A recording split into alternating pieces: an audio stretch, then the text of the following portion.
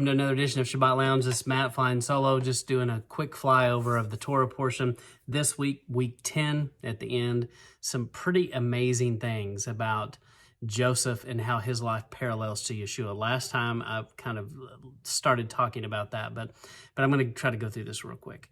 But bottom line is, go read the scripture for yourself. Jake and I don't claim to be an expert or have the corner on the truth.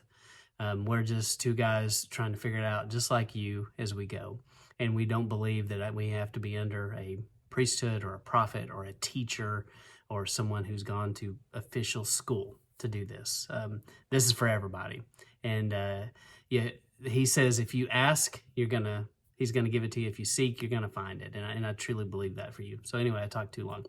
So both of them had miraculous births. Both were obedient to their fathers and were about their father's business. Both, it doesn't ever say that. I'm not saying that Joseph was perfect. The Torah does not say that, but there was no sin written about Joseph. They were both sent by their father to check on their brothers and sisters. Joseph and Yeshua both go to Egypt. Joseph was the same as Pharaoh. He spoke for the father. He represented the father. Both were not recognized until the time was right. Both were rejected by their brothers. Both had garments left behind, a shroud, a coat of colors. Both, there was a conspiracy to kill.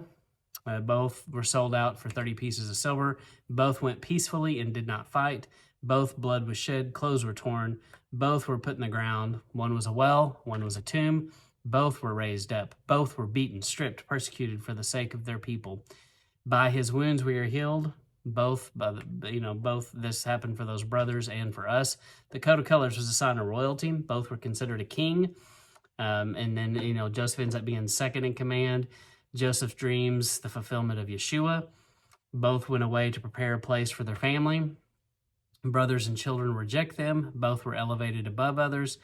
The baker and butler, like the thief on the cross, one was remembered and one had eternal death, looks like.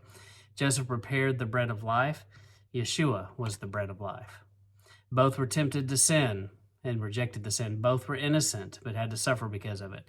Both saved their families by something that seemed like a terrible punishment.